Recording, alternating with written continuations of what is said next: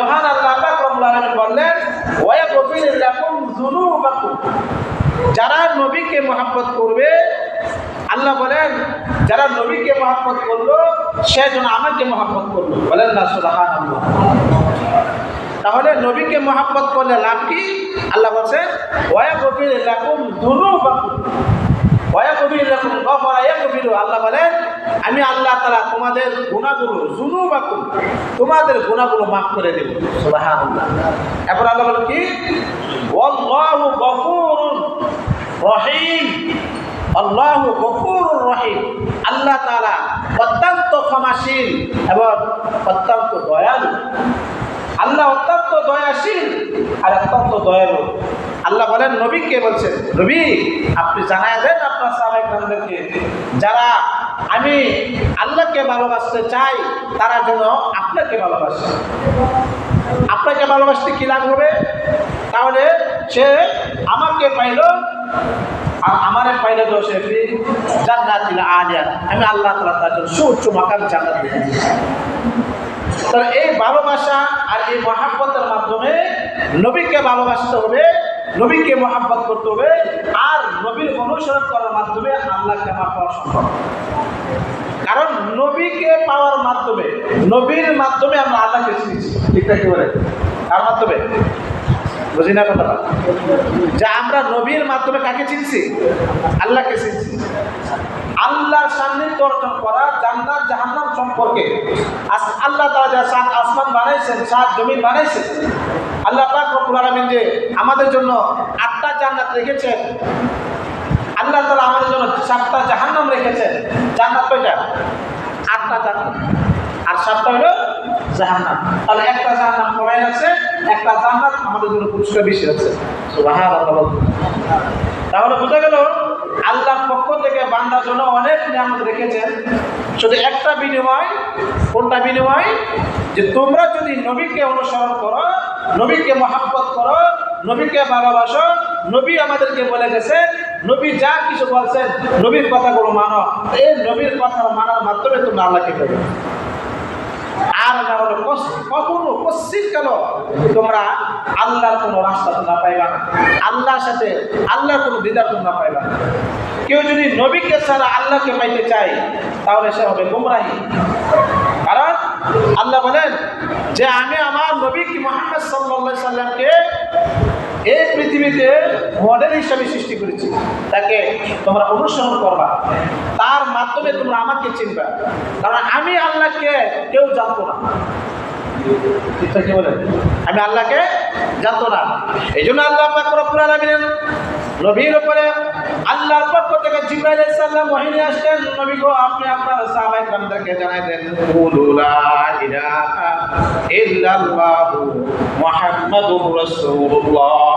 হে নবী আপনি তাদেরকে বলে দেন, হে কাফের মুশরিকরা তোমরা শোনো, হে ইহুদিবাসীরা শোনো, মক্কাবাসীরা শোনো, কুরাইশবাসীরা শোনো, তোমরা যদি লা ইলাহা ইল্লাল্লাহ, এক আল্লাহ ছাড়া কোনো মাবুদ নাই, হযরত মুহাম্মদ সাল্লাল্লাহু আলাইহি সাল্লাম আল্লাহ তাআলার রাসূল, আল্লাহ তাআলার প্রিয় বান্দা, এই বলে যদি তোমরা সাক্ষ্য দাও তাহলে তোমাদের জন্য ঠিকানা হবে জান্নাত।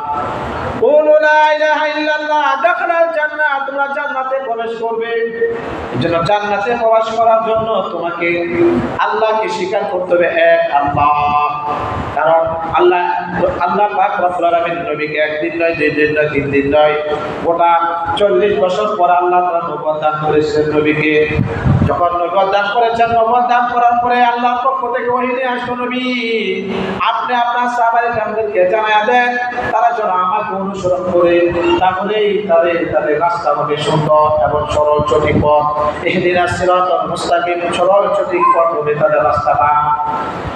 এখন সরল সঠিক পথ রাস্তা কিভাবে পাবে? নবীর আদর্শ মেনে, নবীর তরিকা চলে, নবীর বিরুদ্ধ করে, নবীর অপকর্ম করে, আল্লাহ তাআলার দাওয়াত নিষেধগুলো মেনে, আদেশগুলো মেনে, তাহলে আমাদেরকে জান্নাতে যাওয়া সম্ভব।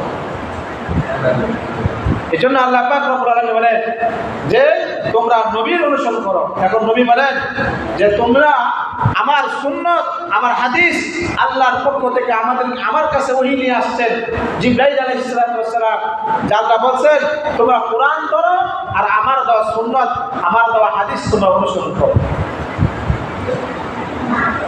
এখন এই আল্লাহ তাআলা রাসূল সাল্লাল্লাহু আলাইহি ওয়াসাল্লামের সুন্নাত আর হাদিস অনুসরণ করতে যায় আমরা নিজেরা মন গড়া মতো অনেক কিছু নিজেরা সৃষ্টি করে ফেলি।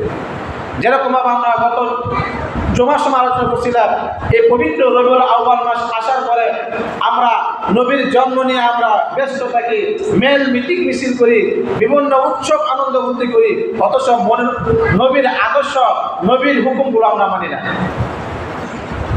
তাহলে রাসূল সাল্লাল্লাহু আলাইহি সাল্লাম বলেন আমার আদর্শকে তোমরা কিভাবে মানবা? এমনভাবে মানবা না যেভাবে মানলা তুমি ক্ষতিগ্রস্ত হবা। তোমরা কি হবা? বিকৃতি ভালোবাসা এবং তোমরা বিপজ্জনক ভালোবাসা তোমরা প্রয়োগ করো না। তো বিকৃতি ভালোবাসা এবং বিপজ্জনক ভালোবাসা কিরকম? আশরাফ আলী থানভী রাহমাতুল্লাহ আলাইহি মুসলমানের হাসি একটা কিতাব রয়েছে, ওই কিতাবের মধ্যে উল্লেখ করেছেন এক বুজুর্গ ছিলেন এক গ্রামের মধ্যে বসবাস করত বুজুর্গ। ওই বুজুর্গকে গ্রামবাসী এমন ভালোবাসতেন, এমন মহব্বত করতেন, এই বুজুর্গ যা বলতো তাই করতেন। একদিন এক আশেক, এক মাসুক ওই বুজুর্গ রাত্রেবেলা এক বিছানায় ঘুমাইলেন। সেখানে ঘুমানোর পরে তার মাথা তার দাড়ি থেকে একটা চুল পড়ে গেল। একটা চুল পড়ে যাওয়ার পরে এই একটা চুল তার একজন আশেক নিয়ে কি করলো, সে ঘরের মধ্যে নিয়ে রাইখা দিল। পরের দিন ওই আশেকের এক বন্ধু আসছে, তুমি এটা কেন রাখলা? এটা কি? ওইটা চুল। কইটা রাখছো কেন? কইটা রাখছি এটা বরকত হিসাবে। কি হিসাবে রাখছি? বরকত হিসাবে রাখছি। তো কেমন বরকত? আমাদের পীর সাহেব হুজুরের কি দাঁড়িয়ে রাখছে, এটা আমি বরকত লাগছে, কারণ হুজুর আল্লাহ মানুষ, তার একটা চুল যদি আমি রাখি তাহলে আমার কি হবে? বরকত হবে। এই জন্য ওনার দেখা দিয়ে তুমি যদি বরকত অর্জন করতে পারো তাহলে আমারও বরকতের দরকার আছে। ইংরেজি বলে আপনার তোমার যদি দরকার হয় তা আমারও তো দরকার আছে। এই জন্য তিনি কি করলেন? আবার হুজুরের কাছে গেলেন, পীর সাহেব হুজুরের কাছে গেলেন, যা বলেন হুজুর আমার আপনার একটা দাড়ি দেন। কি দেন? আপনার একটা দাড়ি দেন, যে আপনার দাড়িতে কি করবো আমি বড় রাইখা রাখবো, যাতে করে আমার গরম কি হয়? বরকত হয়। এবার বুজুর্গ বলতেছে, ও ভাই, ও দোস্ত, ও আমার সাগরেদ, তুমি দাড়ির মধ্যে বরকত খুঁজতেছো, আসলের মধ্যে দাড়ির মধ্যে কোনো বরকত নাই। দাড়ি তো আল্লাহ তাআলা তো একটা সুন্নত, এটা আমি রাখছি, এটা আমার জন্য বরকত, এটা তোমার জন্য বরকত নয়। সুতরাং এটা তুমি রাখবা, এটা তো বরকত হতে পারে না। না হুজুর, এটা দিতেই কিন্তু না হুজুর, এটা আবার দিতে হবে। তখন অনেক জোরাজুরি করার পরে ওই দাড়িটা বুজুর্গের কাছ থেকে নিয়ে আসছে। এইভাবে তারা দেখা দিয়ে আরেকজন সাথী এবার আসলেন। এবার আস্তে আস্তে আস্তে অনেক মানুষ হুজুরের কাছে বিদ্ধ হয়ে হুজুরকে অত্যাচার করে, হুজুরের উপরে গায়ে করে তার শরীরে যে দাড়ি ছিল সবগুলো টেনে ছিঁড়ে নিয়ে গেল। বলেন না হুজুর? এবার বুজুর্গ বলতেছেন, ও ভাই, তোমরা যদি প্রকৃত ভালোবাসা, প্রকৃত রহমত যদি তোমরা পেতে চাও তাহলে দাড়ির মধ্যে পাবা না, একমাত্র মহান আল্লাহ পাক রব্বুল আলামিনের মধ্যে পাইবা, আল্লাহ তাআলার হুকুমের মধ্যে পাইবা, কোরআন তেলাওয়াতের মধ্যে পাইবা, নামাজের মধ্যে পাইবা, আল্লাহ তাআলার রাসূল সাল্লাল্লাহু আলাইহি সাল্লামের সুন্নতের মধ্যে পাইবা। এটা তো আল্লাহ তাআলার রাসূল সাল্লাল্লাহু আলাইহি সাল্লামের সুন্নত ছিল একটা দাড়ি রাখা। এই দাড়ির উপরে ব্যক্ত করে আমি দাড়ি রেখেছিলাম, কিন্তু তোমরা আমাকে এমন ভালোবাসা দিলা, এখন বিপজ্জনক ভালোবাসা, বিকৃতি ভালোবাসা দিলা, যে বিকৃতি ভালোবাসা দেওয়ার কারণে আল্লাহ রাসূল সাল্লাল্লাহু আলাইহি সাল্লামের সুন্নাত তোমরা একবারে শেষ করে দিলা। কেমন ভালোবাসা আমাদের দিলা? এজন্য মুসান্নিফ কিতাবের মধ্যে লিখছেন, আশরাফ আলী থানভী রাহমাতুল্লাহ আলাইহি, তোমরা ভালোবাসা ওই দাড়ির মধ্যে পাইবা না, দাড়ি রাখার মধ্যে পাইবা। যেটা এমন ভালোবাসা আল্লাহ তাআলা তোমাদের কাছে আশা করে না, এমন ভালোবাসা তোমাদের কাছে আল্লাহ তাআলা আশা করে না। তোমাদের ভালোবাসা আল্লাহ তাআলা চায় এমন ভালোবাসা যে নবী বলছেন তোমার তোতার মধ্যে তুমি নিজে দাড়ি রাখো, নিজে দাড়ি রাখলে তুমি আল্লাহ তাআলার পক্ষ থেকে তোমার এই বরকত আসবে। কারণ হচ্ছে ওই বুজুর্গ আরেকটা কথা বলেছিল, কিতাবের মধ্যে লিখেছেন, হে ভাইরা, তোমরা কি জানো এই দাড়ি রাখলে প্রতিটা দাড়ির মধ্যে আল্লাহর পক্ষ থেকে 70টা ফেরেশতা থাকে। বলেন না সুবহানাল্লাহ? কয়টা ফেরেশতা? প্রতিটা দাড়ির মধ্যে আল্লাহ তাআলার পক্ষ থেকে 70টা ফেরেশতা রাখে। এই কথা যখন শুনছে মুরিদরা, তখন তো দাড়িটা আরো গুরুত্বভাবে নিয়ে গেছে। দাড়ির মধ্যে 70টা, আমাদের কাছে তো দাড়ি ফেরেশতা নাও থাকতে পারে, যেহেতু হুজুর যেহেতু আল্লাহ ওলি মানুষ, তার হুজুরের দাড়ি তো অবশ্যই আছে। তারা এমন দাড়ি যাইয়া তারা ওই হুজুরের কি করছে, দাড়ি নিয়ে আসে, ছিঁড়া অনেক অত্যাচার করে নিয়ে আসে। তো এই অত্যাচার করে দাড়ির রহমত, দাড়ির বরকত, দাড়ির লগে যে ফেরেশতা, এই ফেরেশতাকে তুমি নিয়ে আসতে পারো না? না, এটা তোমার এই প্রকৃতি ভালোবাসার মাধ্যমে আল্লাহর ভালোবাসা কখনোই তোমরা পাইবে না। এই জন্য ইতিহাসের মধ্যে আল্লাহ নবী সাল্লাল্লাহু আলাইহি সাল্লামের একটা দল মিশর বিজয় করার জন্য একজন সাহাবী গিয়েছিলেন। ওই দুর্গা জয় করার জন্য, দুর্গ জয় করার জন্য যখন গিয়েছিলেন, যখন দুর্গ জয় করার জন্য যাওয়ার পরে কি করলেন, যাই দেখতেছেন দুর্গের ভিতরে অনেক খ্রিস্টানরা, অনেক বিধর্মীরা রয়েছে। মুসলমানরা ওই দুর্গ জয় করার জন্য যখন গেলেন, সমস্ত সবকিছু জয় করে আসলেন, দুর্গের ভিতরে প্রবেশ করতে পারতেছে না। কি অবস্থা!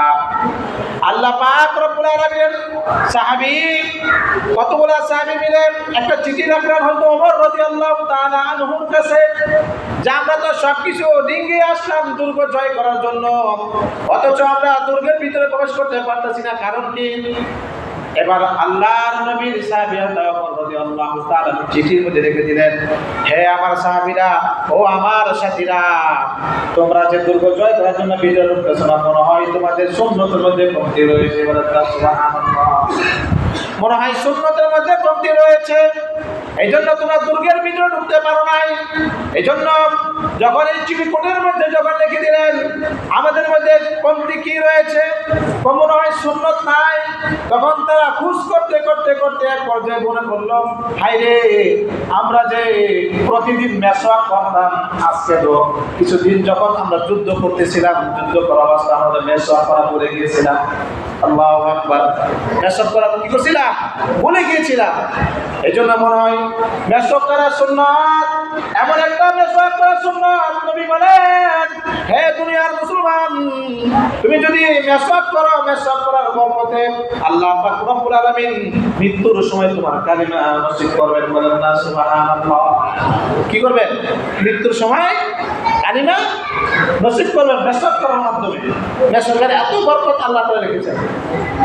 বলতেছিলাম, যখন সাহাবায়ে কেরামরা যখন এই দুর্গ জয় করার জন্য রাতের বেলা ফজরের সময় আল্লাহ পাক রব্বুল আলামিন হুকুম তাহাজ্জুদ নামাজ পড়ে মেসওয়াক করার জন্য যখন তারা দাঁত মাজতেছিল, এমন সময় কাফের মুশরিকরা তারা দুর্গের ভিতর থেকে, তারা তো সবসময় পর্যটকের মধ্যে আছে, তারা তো খবর নিতেছে সাহাবায়ে কেরামরা কি অবস্থায়, কোন জায়গায় আছে।